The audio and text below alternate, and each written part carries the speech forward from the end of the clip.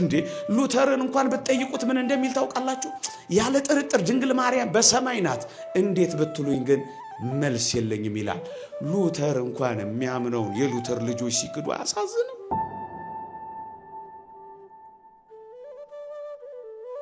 አንዳንዶች ቃላት ሲረብሻቸው የሰማነው እኮ ለዚህ ነው። ቤዛዊት የሚል ቃል ሲያዩ የሚጨነቁት ምዕመናን። ኦርቶዶክሳዊት ቤተክርስቲያን ስትል ምክንያት አላት እንዴ። ሐዋርያት ሥራ ምዕራፍ 7 ላይ ሹምና ፈራጅ ቤዛ አድርጎ ላከው ተብሎ ለሙሴ ሲነገር ምን ነው ይሄን ያህል አላንገፈገፋቸው? ምን ነው ይሄን ያህል አላስደነገጣቸው? ይኸውላችሁ ሙሴ ቤዛ ሲባልና ኢየሱስ ክርስቶስ ቤዛ ሲባል አንድ እንዳይደለ አያውቁ። ጥንታዊው ሊቅ ሄሬኒዮስ ማርያም ለአንድ ሰው ብትታጭም ድንግል ነበረች፣ በመታዘዟ ምክንያት ግን ለመላው የሰው ዘሮች ሁሉ የድህነት ምክንያት ሆነች ይላል። ለመላው የሰው ዘሮች የድህነት ምክንያት ሆነች የሚለው ለመላው የሰው ዘሮች ለመዳናቸው ምክንያት ሆነች። ቤዛዊት ማለት እኮ ከዚህ ተነሳ እኮ ነው። ሄሬኒዮስ በጣም የጥንት ሊቅ ነው፣ የሁለተኛው መቶ ክፍለ ዘመን ሊቅ። ምዕመና አያችሁ፣ ቃሉ ቢነገርን አረዳዳችን ግን ለየቅል መሆኑን ተመልከቱ። እዚህ ውስጥ ያመጣን ምንድን ነው? እዩ ለሃቤር ሚስት ለኢያኤል በድንኳን ውስጥ ካሉ ሴቶች መካከል የተባረከች ትሁን የሚለው ቃል ምስጋናን፣ ቅኔን፣ መዝሙርን፣ ማህሌትን፣ ከበሮን ያ ስራዋ ለመዳናቸው ምክንያት ሆና እንዲያ ካስደረገ ብርቱ የሆነ እሱ በእኔ ታላቅ ሥራ አድርጓልና ላለች ለተወደደች ቅድስት ድንግል ማርያምማ እንዴት ቅኔ ይነሳት፣ እንዴት መዝሙር ይነሳት፣ እንዴት ከበሮ ይነሳት፣ እንዴት ማህሌት ይነሳት። የተባረከች ትሁን የሚለውን የተባረክሽ ነሽ የማፀንሽን ፍሬ የተባረከ ነው የሚለውን ማነጻጸር ፈልጌ ነው ወገኖቼ። ኦርቶዶክሳዊነት እንደዚህ ነው የሚረዳው። ቃላትን እንኳን ሳይቀር በጥንቃቄ ነው የሚናገረው ኦርቶዶክሳዊነት። ሳናውቀው ቀርቶ የሚመስላቸው አንዳንዶች ቢኖሩ ጠጋ ብለው እንዲጠይቁን ነው ምንጋብዛቸው። እኔ ወደ ነገር ልመለስ። የተወደዳችሁ ክርስቲያኖች፣ ኦ ምልዕተ ጸጋ ጸጋን የተሞላሽ ሆይ የሚለውን ቃል ጥቂት ደቂቃ ወስጄ እስኪ እንነጋገር። እዩ አሁን በአማርኛ በግዕዝም ያነበብኩላችሁ ቃል ሐዲስ ኪዳን በተጻፈው በግሪኩ ቃል የግሪክ ሰዋሰው የግሪክ ቋንቋ ሊቃውንት እንዲህ ብለው ይገልጻሉ። ምን ይላሉ? ጸጋን የሞላብሽ ሆይ የሚለው ቃል በግሪኩ ቃል ሄቻሪቶ ሜኔ የሚል ነው ይላሉ። ሄሪስ ጸጋ ማለት ነው በግሪክ። ሄቻሪቶ ሜኔ የሚለው ጸጋ የሞላብሽ ሆይ የሚለውን ቃል የሚተካ የግሪክ ቃል ነው ይሉና እኔ የምፈልገው አንድ ቁም ነገር ስላለ ነው። እሱም ሀ የሚለው የመጀመሪያው ፊደል ሀ የሚለው የመጀመሪያው ፊደል መልአኩ ቅዱስ ገብርኤል ከመምጣቱም በፊት ቀድሞውኑ ጸጋ እግዚአብሔር ከእመቤታችን ከቅድስት ድንግል ማርያም ጋር ነበር የሚል ነው የሚሉት። የመጀመሪያው ፊደል ሀ የሚለው ቅዱስ ገብርኤል ከማብሰሩ በፊት የእግዚአብሔር ጸጋ በድንግል ማርያም ላይ ነበር ነው የሚለው ነው የሚሉት። ለዚህ ነው ጸጋ የሞላብሽ ሆይ ኃላፊ ነው። ይሙላብሽ ይሞላብሻል አይደለም ያልነው ለምን መሰላችሁ? ቀድሞውኑ ጸጋ እግዚአብሔር የሞላት ስለሆነች ነው። አንድ ሁለተኛው ደግሞ ሜኔ የሚለው የመጨረሻው ምዕላድ ህቻሪቶ ሜኔ ሜኔ የሚለው የመጨረሻው ምዕላድ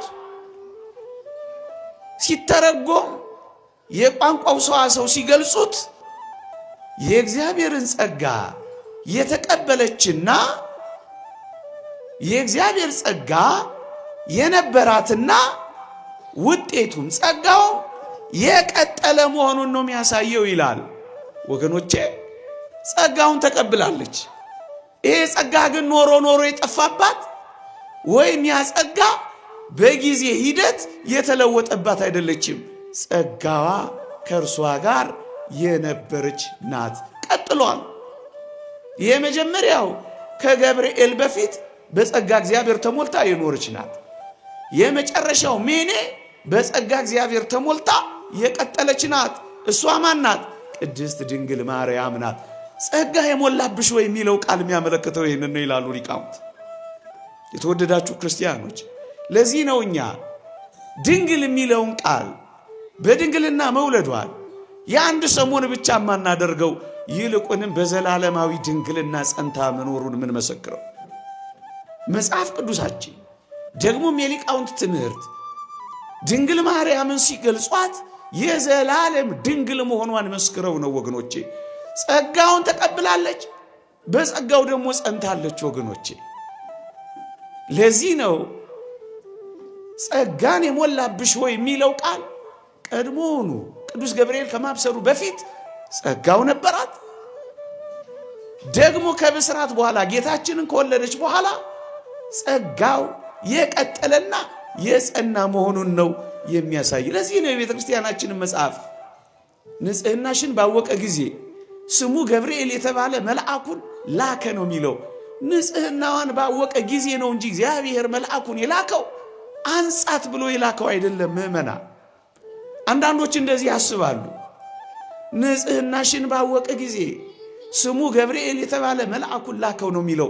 በንጽሕና በቅድስና ቢያያት ጊዜ ነው ሂድ አብስራት ብሎ የመረጣት ምእመና እንጂ ቅዱስ ገብርኤል ሲመጣ የነጻች ከበደልና ከኃጢአት የራቀች አይደለችም። ምእመናን አንድ ቁም ነገር ልጨምርላችሁ፣ ነገሩን ካነሳሁት ካልቀረ ቅዱስ ገብርኤል ሲመጣ የተወደደች ቅድስት ድንግል ማርያም በደልና ኃጢአት ኖሮባት ኖሮ የራቀላት በቅዱስ ገብርኤል ብስራት ነው ለሚሉ ለአንዳንዶች ሊቃውንት የሰጡት መልስ እንዴት ምርጥ ነው መሰላችሁ? ሁለት መልሶችን መለሱላቸው። ቅድስት ድንግል ማርያም ላቲ ስብሐት ክብር ይግባትና በበደል ኖራ ቅዱስ ገብርኤል ሲያበስራት ነጻላት የምትሉ ከሆነ ብለው ጠየቋቸው ወይም መለሱላቸው። እንግዲያውስ የቅዱስ ገብርኤል ብስራት ኃጢአት አንጽቷል ልትሉናዋ? ይሄ ደግሞ ከሆነ ኢየሱስ ክርስቶስ እንግዲያውስ በከንቱ ሞተ ብለው ጠየቋቸዋል። አዎ መልሱም ጥያቄውም ይሄ ነው። ንጽሕናዋን ባወቀ ጊዜ የላካት ሳይሆን እንዲያነጻት የላከ ቢሆን ኖሮ የቅዱስ ገብርኤል ብስራት አነጻት ሊባል ነው። እንዲህ ከተባለ ደግሞ ኢየሱስ ክርስቶስስ እንኪያስ በከንቱ ደሙ ፈሰሰ? ያለ ክርስቶስ ደም መፍሰስስ የዚህ ዓለም ኃጢአትና አበሳ ታበሰ ማለት ምንኛ ክህደት ነው ወገኖቼ።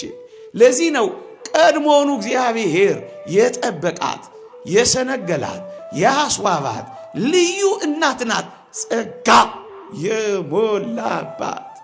አንድ ሁለተኛ ደርሶ ቅዱስ ገብርኤል ያበሰረው ይህችን የተወደደች ቅድስት ድንግል ማርያም ብቻ ነው አይደለም። ከዚያ በፊት ቅዱስ ገብርኤል አብስሯል። አዎ የት? አሁንም እዛ መጽሐፈ መሳፍንትን ተመልከቱት። የሶምሶንን አባትና እናት ምዕራፍ 13 ማኑሄንና አንትኩይንን አብስሯል። እናስ ኢትዮጵያውያን ሊቃውንት ምርጥ ጥያቄ ይጠይቃሉ። ቅዱስ ገብርኤል ሲያበስራት በደልና ኃጢአት ማርያም ላይ የነበረው ተወገደ የምትሉ ከሆነማ እንግዲያውስ ቅዱስ ገብርኤል ምን ነው የሶምሶንን እናትና አባት ኃጢአት አላስወገደም ብለው ደግሞ ይሞግታሉ። በዚህ በሊቃውንት መልስ ማን ውልፍት ማለት ይችላል ወገኖቼ? አይደለም። ቅዱስ ገብርኤል ሲያበስራት የጠፋላት አይደለም። እሷ ቀድሞውኑ በጸጋ እግዚአብሔር ተሞልታ የኖረች ናት። መልሳችን እሱ ነው። አንዳንዶች በተለይ ፕሮቴስታንቶችና ተሐድሶች አንድ ጥቅስ ዘውትር ማውለብለብ ልማዳቸው። ሮሜ ምዕራፍ 3 ላይ ሁሉ ኃጢአትን ሰርተዋልና የእግዚአብሔርም ክብር ጎድሏቸዋል የሚለውን ያነሱና ማርያምንም ጭምር ነው ሊሉን ይከጅላሉ። ደግሞ አለው ሁሉ ኃጢአትን ሰርተዋልና የእግዚአብሔርም ክብር ጎድሏቸዋል ስለሚል ሁሉ ኃጢአትን ሰርተዋል የሚለው ማርያምንም ጭምር ነው ሊሉን ይሞክራሉ። ኦርቶዶክሳውያን ሊቃውንት ዳግመኛ ይህንንም አፍ ያስይዛሉ። በሞት የስሙኝ በሞት የስሙኝ ልብ በሉ። ሁሉ ኃጢአትን ሰርተዋልና የእግዚአብሔርም ክብር ጎድሏቸዋል ስላለ የተወደደች ቅድስት ድንግል ማርያምንም ይጨምራል ማለት ነው። ሁሉ ስላለ አይደለም። ምእመናን ተከታተሉኝ። ሁሉ የሚለው መጽሐፍ ቅዱሳችን ማንን ነው ካላችሁ ወይ በግልጽ አስቀምጧል። ሮሜ መልእክት ምዕራፍ 4ን መመልከት በቂ ነው። እግዚአብሔር የአይሁድ ብቻ አምላክ ነውን? የአሕዛብስ አምላክ አይደለምን? ይላል ቅዱስ ጳውሎስ። ሮሜ 3፣ ሮሜ 4፣ ሮሜ 5 በሙሉ የሚያትተው እግዚአብሔር የአይሁድ ብቻ አምላክ ሳይሆን የአሕዛብም አምላክ ለመሆን እንደመጣ ነው የሚያትተው። ስለዚህ ሁሉ የሚለው ማንን ነው ካላችሁኝ አይሁድንም የግሪክ ሰዎችንም ነው የሚለው። አይሁድ በግሪክ ሰዎች፣ አሕዛብ የሆኑት የግሪክ ሰዎች በአይሁድ ላይ ጸብ ጀምረው ነበረ። እናም ቅዱስ ሁለቱም ሁሉም ይላቸው እነሱን ነው። አይሁድም የግሪክ ሰዎችም ምንም የሚመኩበት ነገር የላቸውም። እነዚህም እግዚአብሔርን በድለዋል፣ እነዚህም ልዑልን አሳዝነዋል። በዚህ ምክንያት ሁሉ ኃጢአትን ሰርተዋልና የእግዚአብሔርም ክብር ጎድሏቸዋልና ይላል። የሚመኩበት ነገር የላቸውምና አሕዛብ አይሁድን እግዚአብሔር ባህር ከፍሎ ቢያሻግራችሁ በዚያ እግራችሁ ጣዖት አመለካችሁ አይደለም ወይ ብለው ይሞግቷቸዋል። አይሁድ ደግሞ አሕዛብን እናንተ መች ሕግ አላችሁ? እናንተ መች ታቦት አላችሁ? እናንተ መች ግዝረት አላችሁ? እያሉ ይተቿቸዋል። ይሄንን መነቃቀፍ ለማስወገድ ቅዱስ ጳውሎስ የሮሜን መልእክት ሲጽፍ ሁለታችሁም አይሁድም የግሪክ ሰዎችም ሕዝብም አሕዛብም የጥንቶቹም አዲስ መጪዎቹም ኃጢአትን ሰርታችኋል፣ የምትመኩበት ነገር እኮ የላችሁም ነው የሚላቸው። ሁሉ ኃጢአትን ሰርተዋልና የሚለው እሱን ነው እንጂ ማርያምንም ጭምር የሚል አይደለም። አንድ ሁለተኛ ሁሉ ሲል ምን ማለት ነው? ቅዱስ ጳውሎስ እዛው ሮሜ ምዕራፍ 5 ላይ ገልጾታል።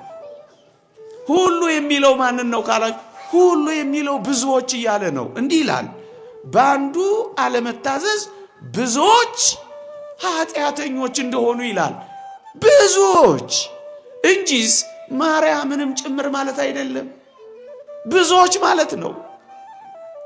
ሶስተኛ አሁንም ነገሩን ጥርትና ብጥር አድርጎ ለማወቅ የሚረዳን ሁሉ የሚለው ቃል አዲስ ኪዳን በተጻፈበት በግሪክ ቃል እንዲህ ተብሎ ተጽፏል ይላሉ የቋንቋው ሊቃውንት። ሁሉ የሚለው ቃል ፓዝ ፒኤኤስ ነው ይላሉ።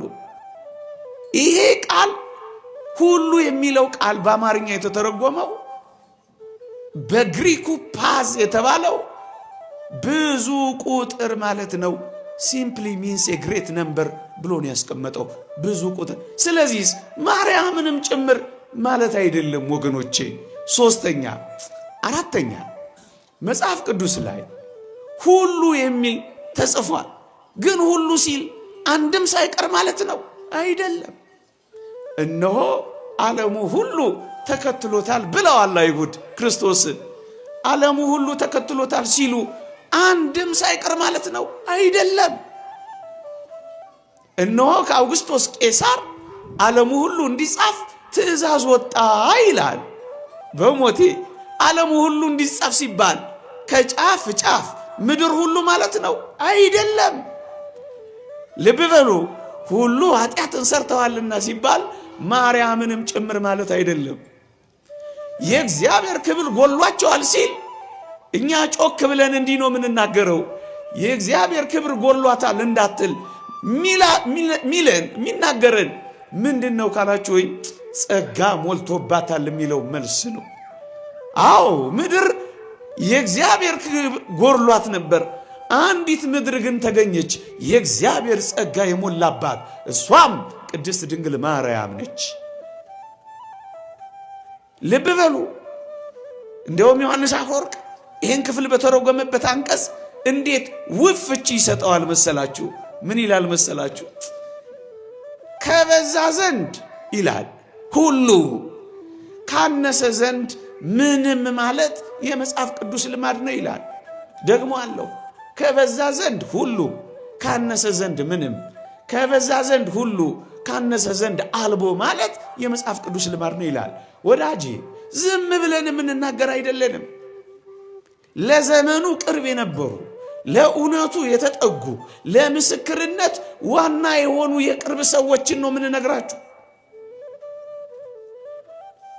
አያችሁ፣ ሁሉ ኃጢአትን ሰርተዋል የእግዚአብሔርም ክብር ጎድሏቸዋል ሲል ማርያምንም ጭምር እንዳልሆነ የምታውቁት ጸጋ ሞልቶብሻል ስለተባለች። የተወደዳችሁ ክርስቲያኖች፣ አንዳንዶች ይህንን ሐሳብ ብቻ አይደለም በሞቴ ጸጋ የሞላባት የሚለው ቀድሞውኑ ከኃጢአት ተጠብቃ ከበደል ርቃ የተጠበቀች ንጹሕ መሆኗን ለማረጋገጥ ነው ይህን ያህል ርቀት የሚሄደው ወገኖቼ። የሽቱን ዕቃ ይላሉ ሲተረጉሙ ሰምታችሁ ከሆነ የሽቱን ሙዳይ ሽቱ የያዘ ዕቃን አቧራ እንዳይወንበት፣ ጢስ እንዳይተንበት፣ ቆሻሻ እንዳይከመርበት ሰፍተው ጠቅልለው ከፍ አድርገው እንደሚያኖሩት ይላሉ እኮ አባቶቻችን።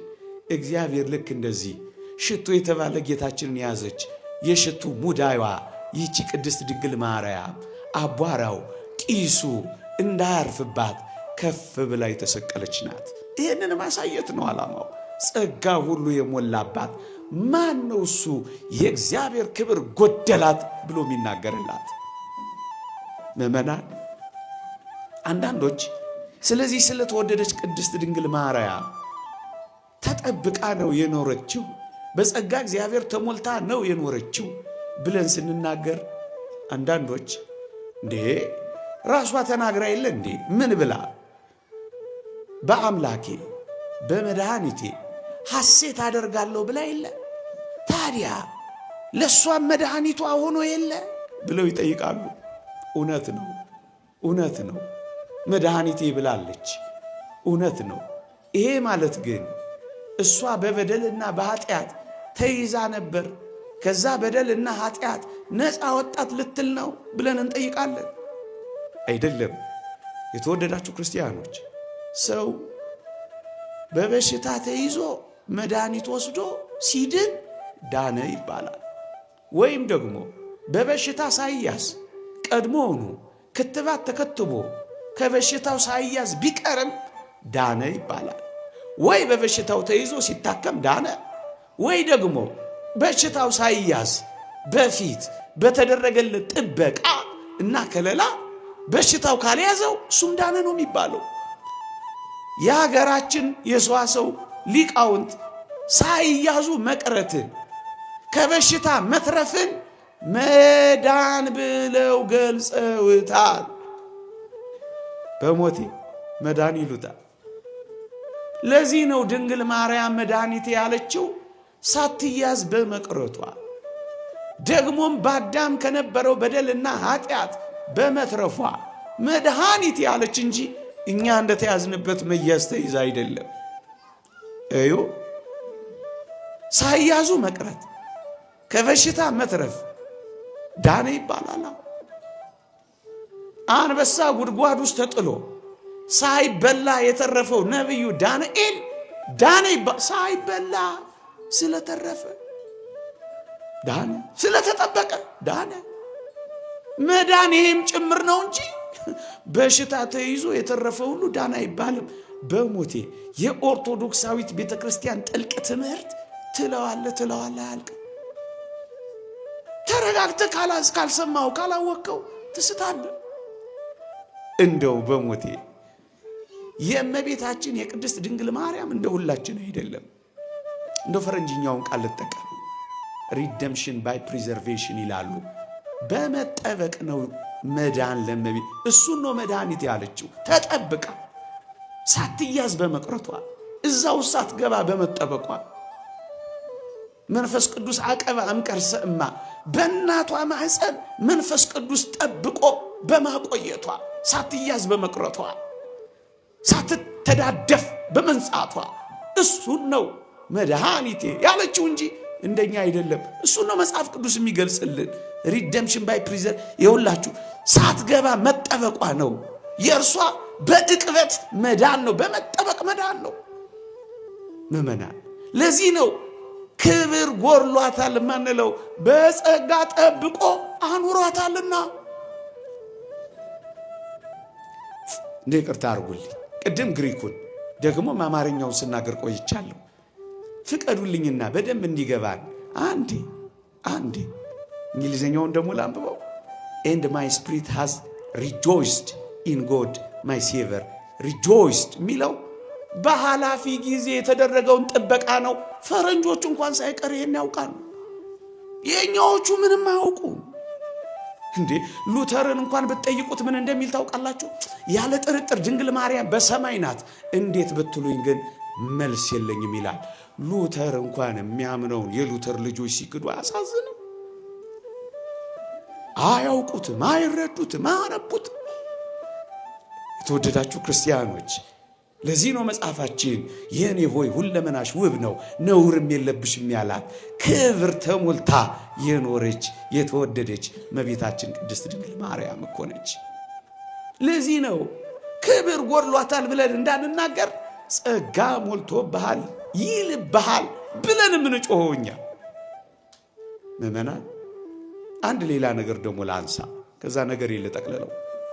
እየሰማችሁኝ ነው? ግን እየገባችሁ ነው?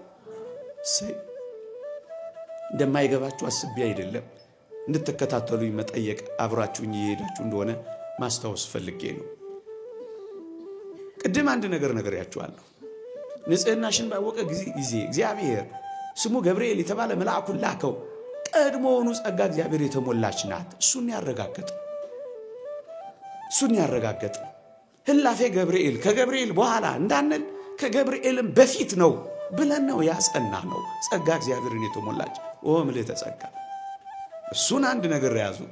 ሁለተኛስ ሁሉ ኃጢአትን ሰርተዋል ስለተባለ ማርያምም ጭምር እንዳንል አይደለም። ሁሉ የሚለው ማን መሆኑን አረጋገጠ።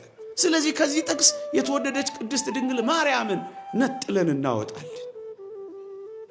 እሱን ማብራሪያ ሰጥቻለሁ። ሶስተኛ እንዴ በአምላኬ በመድኃኒቴ ሐሴት አደርጋለሁ። መድኃኒቴ ካለች ታማ ነበር አድኗታል ማለት ነው እንዳንል አይደለም። የእሷ የተለየ ነው። በምር የተለየው በዕቅበት በመጠበቅ ሳይያዙ በመቅረት ሳይገቡ በመጠበቅ። ለምሳሌ ገደል ሊወርድ የነበረውን ብትይዙት ዳነ አይደለም የምትሉት? ሳይገባ ዳነ። ድኖ ገብቶ ሚድን አለ፣ ሳይገባ ሚድን። እንደሱ ነው የሆነው።